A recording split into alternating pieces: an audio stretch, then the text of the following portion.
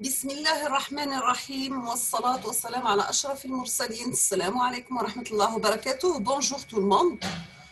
Dans cette vidéo, je vais présenter avec vous correction d'épreuves de la matière traitement de signal pour niveau 3e année licence en télécommunication ou n'importe quelle spécialité. مش لازم télécommunication, d'accord?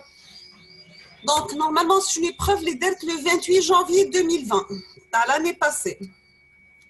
On va commencer par des questions de cours sur 5 points. On vous demande de citer les imperfections que présentent les filtres analogiques et réels.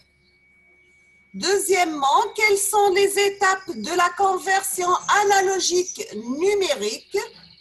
Troisièmement, par quoi peut-on modéliser l'échantillonnage idéal? Quatrièmement, que faut-il faire pour avoir une reconstruction correcte du signal à partir de ces échantillons?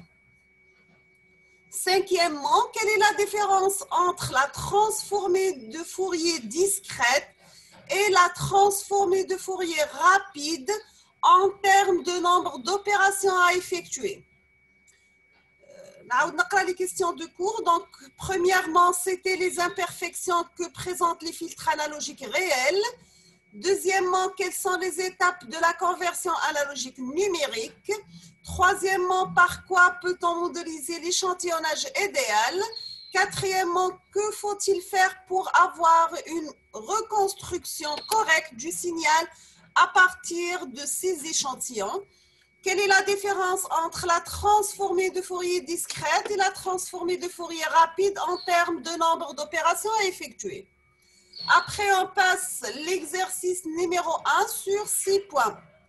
Donc, soit le filtre analogique suivant, l'amplificateur opérationnel est supposé idéal. Donc, nous avons signal d'entrée VE, j'ai condensateur C1, on dit l'amplificateur, résistance R, deuxième condensateur, donc qui sont reliés entre A et B, deuxième résistance entre B et C, entre C et la masse, on dit un troisième condensateur, on dit un amplificateur, on dit une tension de sortie VS. On vous demande d'exprimer la fonction de transfert H de G oméga qui est égale à VS sur VE de ce filtre en fonction de la résistance R, du condensateur C1, C2, C3. C'est clair? Deuxièmement, on suppose C1 égale à C2 égale à C3 égale à C, en déduire la nouvelle fonction de transfert H de G oméga. Troisièmement, quel est le type de ce filtre et quel est son ordre? Et en déduire l'expression de oméga C, la fréquence de coupure, et M, le facteur d'amortissement. Quatrièmement, calculer la valeur de R pour obtenir une fréquence FC égale à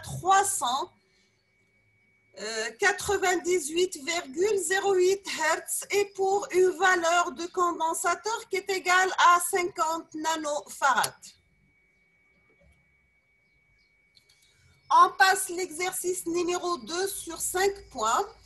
Donc, soit X de F, le spectre, ou bien la transformée de Fourier représentée ci-dessous d'un signal continué X de T. Donc, j'ai X de F avec une amplitude maximale égale à 1, donc c'est une fonction triangulaire. Un des deux équations d'une droite à déterminer entre moins 15 et 15 kHz. On vous demande de donner les expressions du signal échantillonné idéalement, XE de T, et de son spectre XE de F.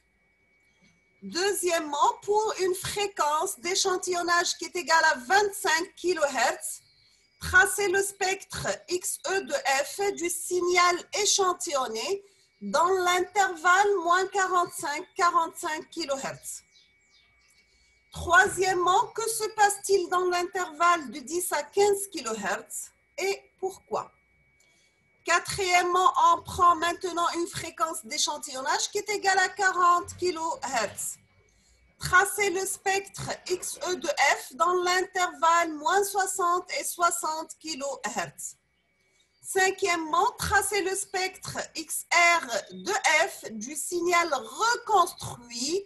Nous avons XR de T égale à XE de T convolué avec H de T.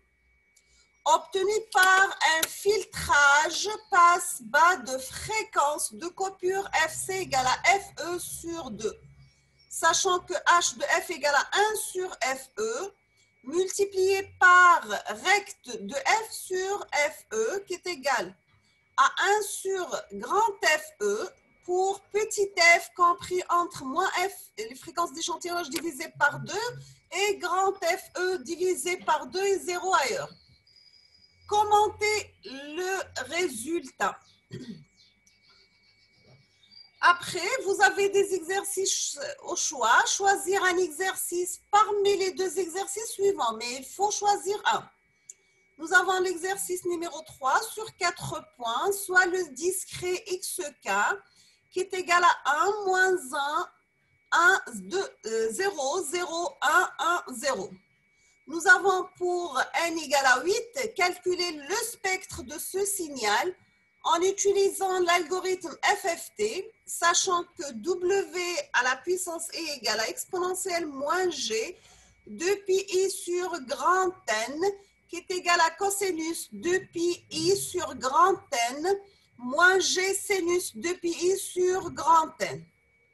Deuxièmement, tracez le module de ce spectre. Troisième exercice, c'est sûr, donc vous avez le choix entre ces deux exercices. Soit le discret XK qui est égal à 1, moins 1, 1, 0, 0, 1, 1, 0. Pour n égale à 8, calculez le spectre de ce signal en utilisant la transformée de Fourier discrète. Deuxièmement, tracez le module de ce spectre. C'est clair? On passe la correction.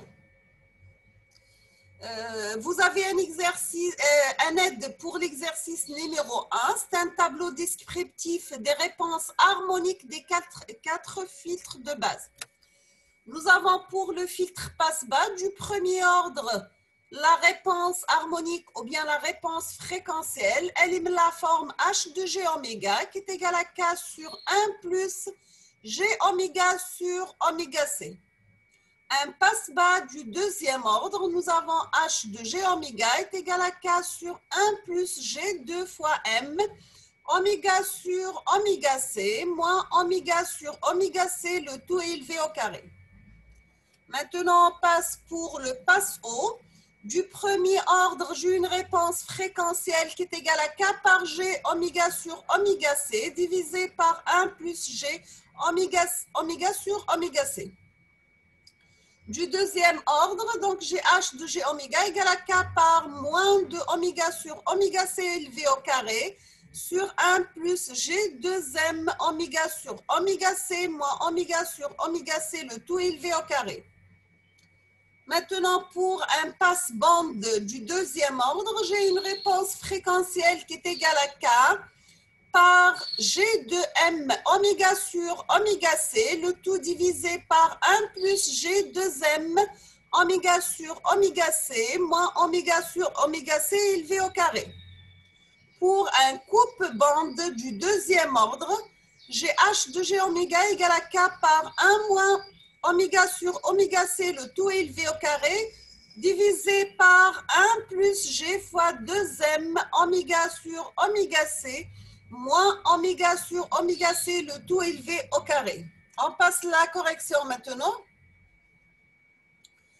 On va commencer par les questions de cours. Nous avons les imperfections que présentent les filtres analogiques réels sont: premièrement, irrégularité du gain dans la bande passante. Donc, nous avons un problème d'ondulation. Deuxièmement, des transitions progressives entre bande passante et la bande coupée. Troisièmement, l'affaiblissement dans la bande coupée. Quatrièmement, irrégularité du gain dans la bande coupée, l'ondulation. Et on termine avec irrégularité du temps de propagation. Deuxièmement, nous avons la conversion analogique numérique qui est constituée de 3 étapes. Premièrement, nous avons l'échantillonnage pour rendre le signal discret. Deuxièmement, la quantification pour associer une valeur à chaque échantillon. Et on termine avec le codage pour associer un code à chaque valeur quantifiée. Troisième question, nous avons que l'échantillonnage idéal peut être modélisé par un interrupteur qui s'ouvre et qui se ferme à chaque période échantillonnée.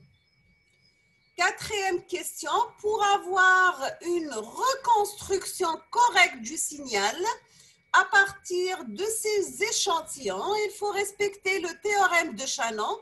Nous avons grand FE soit supérieur ou égal à 2 fois la fréquence maximale. Cinquièmement, la différence entre termes de nombre d'opérations à effectuer entre la transformée de Fourier discrète et la transformée de Fourier rapide et que la transformée de Fourier discrète nécessite 2 à la puissance 2, n à la puissance 2, opérations, alors que la transformée de Fourier rapide nécessite n log binaire de n. Opération, bien sûr. Donc, la FFT, elle est plus rapide que la transformée de Fourier discrète en temps de calcul. Maintenant, on passe l'exercice numéro 1 pour les filtres. On va supposer Z une impédance Z qui représente la valeur de la résistance en parallèle avec le condensateur C2. Donc, nous avons R, c'est R en parallèle avec C2. Donc, c'est R par 1 sur G C2 de oméga sur R plus 1 sur G C2 de oméga. Donc, est égal à R sur GC2 de oméga divisé par GRC2 oméga plus 1 divisé par GC2 oméga. On va faire une simplification. À la fin, j'aurai la valeur de l'impédance Z égale à R sur 1 plus GRC2 de oméga. Nous avons la tension aux bornes de A égale à VE sur l'impédance de Z, ZC1 plus VB sur Z divisé par un Z sur C1 plus 1 sur Z, d'accord? Maintenant, si on va simplifier les valeurs de l'impédance, ma madame, ça reste que la tension. Donc, qui est égal à une tension aux bornes du moins plus V2 plus qui est égal à 0. Donc, j'ai la tension ici. VA, elle est nulle. Donc, j'aurai que VE, tant que VA, elle est nulle, j'ai VE sur ZC1 plus VB sur Z égale à 0. D'après cette formule, je peux avoir la valeur de VB qui est égale à moins Z sur ZC1 fois la tension d'entrée V2. Étant sur l'étape heady, vous aurez 0,5. Maintenant, on cherche la tension, le point C. Donc, j'ai VB sur R plus 0 sur ZC sur 3 à diviser par 1 sur R plus 1 sur ZC3 est égal à V plus égal à V moins est égal à VS. Donc, la tension au bord de C, c'est l'équivalent de la tension de sortie VS. Donc, j'aurai automatiquement VB sur R est égal à 1 sur R plus 1 sur ZC3, le tout fois VS. J'aurai donc la tension VB égale 1 plus R sur ZC3 fois VS, d'accord?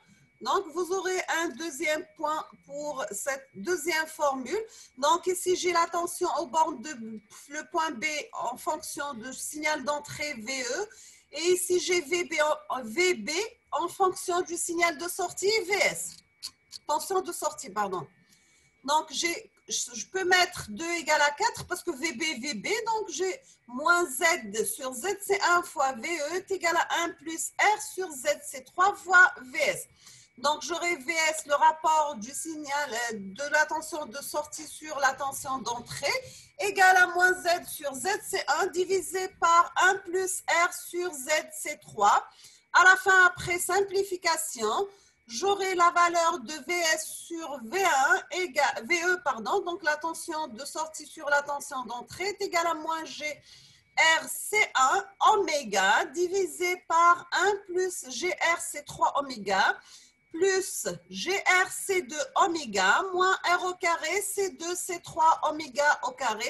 À la fin, donc sachant que Vs sur VE, c'est H, la réponse fréquentielle, donc c'est H de G oméga qui est égal à cette formule, d'accord? Deuxième question, on va poser C1 égale à C2 égale à C3 égale à C. Donc, j'aurai cette formule, donc je vais remplacer C1, C2, C3 par C. Donc, j'aurai la réponse fréquentielle H de G oméga est égal moins GRC oméga sur 1 plus G de RC oméga moins R au carré, C au carré, oméga au carré, d'accord? Si je vais multiplier par moins 1,5 et 2, pour avoir la forme d'un filtre passe-bande du deuxième ordre. Le tableau pour comparer, d'accord? Sachant que la fréquence, la pulsation de coupure est égale à l'inverse de 1 sur RC, le coefficient d'amortissement M égale à 1. C'est clair? Donc, vous aurez un point sur la réponse fréquentielle, un point sur le type de filtre, 0,5 pour M et 0,5 pour la fréquence de coupure. Maintenant, on va se poser une fréquence de coupure qui est égale à 398,08 et condensateur C a une valeur de 50 nanofarads. Donc, j'aurai la fréquence de coupure, c'est la pulsation de coupure divisée par 2pi qui est égale à 1 sur 2pi RC. Donc, j'aurai la valeur de R est égale à 1 sur 2pi FC fois C. Je vais remplacer la fréquence FC par sa valeur, le condensateur par sa valeur. À la fin, j'aurai à peu près la valeur de R qui est égale à 8000 ohms. Donc, on va la poser 8 kilo-ohms et vous aurez un point pour la valeur de la résistance. On passe l'exercice numéro 2. Nous avons le signal échantillonné XE de T. C'est X de T multiplié par peigne de Dirac. Dirac de TE de T, pardon. Donc, T égale à X de T par une somme de K varie de moins l'infini à plus l'infini de Dirac de T moins KTE. Donc, c'est une somme de X KTE par Dirac de T moins KTE pour K qui varie de moins l'infini à plus l'infini. Ça, c'est donc le domaine temporel. Pour le domaine fréquentiel, donc j'aurai grand X de E de F, c'est la fréquence d'échantillonnage multipliée par une somme de grand X de F moins KTFE pour K varie de moins l'infini à plus l'infini, d'accord? On va poser une fréquence d'échantillonnage qui est égale à 25 kHz, donc j'aurai XE de cette forme. Donc ici, c'est pour K égale à 0. Là, si on va poser K égale à 1, ici pour K égale à moins 1. Donc, dans l'intervalle, si on voit entre 10 et 15, ici, il y a un chevauchement spectral parce que le théorème de Shannon n'est pas respecté. Donc, pour que le théorème de Shannon soit respecté, normalement, la fréquence d'échantillonnage, elle est de 25 kHz. Elle est inférieure à 2 fois la fréquence max, donc elle est inférieure à 30 kHz. Maintenant, si on va poser une fréquence d'échantillonnage qui est égale à 40 kHz, donc j'aurai ici FE, donc c'est pour K égale à 0, K égale à 1, K égale à moins 1, donc m'a dit chevauchement ici. Ça, c'est en rouge, c'est la représentation de H de F. Hx reconstitué de F, il est de cette forme. Pour les commentaires, on remarque qu'on a récupéré le même spectre de X de T, c'est-à-dire que X reconstitué de T, c'est X de T. Puisque le théorème de Shannon, nous avons une fréquence d'échantillonnage qui est égale à 40 kHz, donc elle est supérieure à 2 fois la fréquence maximale. Pour l'exercice numéro 3, pour l'FFT, nous avons grand X de 0, si on va remplacer, égal à 3. X1 est égal à 1 moins la racine de 2 plus G la racine de 2. Et X2, c'est égal à moins 1. X3, c'est 1 plus la racine de 2 plus G la racine de 2. x4 égale à 3, x5 égale à 1 plus la racine de 2 moins g, la racine de 2, x6 égale à moins 1, x7 égale à 1 moins g la racine, 1 moins la racine de 2 moins g la racine de 2, d'accord? Maintenant, si on vous demande de tracer le module, nous avons le module de x1 égale à 3, 2, 2,4, 1, 4,4, 3, 4,4, 1 et 2,4. Voici le tracé de x1. La même chose, deuxième exercice numéro 3 qui est au choix. Donc, le premier, nous avons la transformée de Fourier discrète, rapide. Et ici, nous avons la transformée de Fourier discrète. Donc, gx de k est égal à 1, moins 1, 1, 0, 0, 1, 1, 0. Donc, nous avons x de n qui est égal à une somme pour k varie de 0 jusqu'à n moins 1 de xk par exponentielle moins g 2pi sur grand N, nk. D'accord? Donc, c'est une somme pour k égale à 0 jusqu'à 7 de xk exponentielle moins gp sur 4 nk. Donc, nous avons pour n égale à 0, grand x de 0 égale à 3. Donc, c'est une somme pour k varie de 0 à 7 de x de k. Pour n égale à 1, nous avons grand x de 1 égale une somme pour k égale à 0 jusqu'à 7 de x de k exponentielle moins gpk fois k. Donc, c'est x de 0 plus x1 exponentielle moins gp sur 4 plus x2 par exponentielle moins gp sur 2 plus x5 exponentielle moins g5 pi sur 4 plus x6 exponentielle moins g 3 pi sur 2. Après simplification, j'aurai x1 égale à 1 moins la racine de 2 plus g la racine de 2. La même chose pour n égale à 2. Donc, je suis une somme pour k varie de 0 jusqu'à 7 de x de k par exponentielle moins gp sur 2 fois k. Donc, c'est une somme de xk par moins g à la puissance k. D'accord? Donc, x de 0 plus x1 de fois moins g, x2 par moins g au carré, plus x5 par moins g à la puissance 5, plus x6 par moins g à la puissance 6. J'aurai x2 égale à moins 1. C'est clair? Donc, pour n égale à 3, j'ai x de 3 égale à une somme de x de k. Pour k varie de 0 jusqu'à 7, xk par exponentielle moins g 3 pi sur 4 fois k. Après simplification, j'aurai la valeur de xk 3 égale à 1 plus la racine de 2 plus g la racine de 2. Pour n égale à 4, donc j'ai x4, c'est une somme pour k varie de 0 jusqu'à 7 de xk par exponentielle moins g pi k, qui est égal à une somme pour k varie de 0 à 7 de xk par moins 1 à la puissance k. Après simplification, j'aurai la valeur de x4 égale à 3. La même chose pour n égale à 5, donc j'ai x5, c'est une somme pour k varie de 0 à 7 de xk exponentielle moins g5 pi sur 4 fois k. Après simplification, j'aurai la valeur de x5 égale à 1 plus la racine de 2 moins g la racine de 2. Maintenant, pour n égale à 6, donc c'est pour une somme pour k varie de 0 à 7 de xk par exponentielle moins g 3 pi sur 2 fois k. Après simplification, j'aurai la valeur de x6 égale à moins 1. La même chose pour n égale à 7.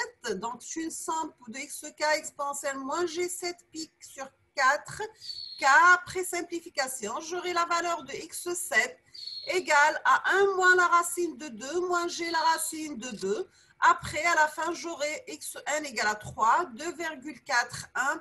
4,43, 4,41 et 2,4. Si on va tracer le spectre, on aura la figure suivante.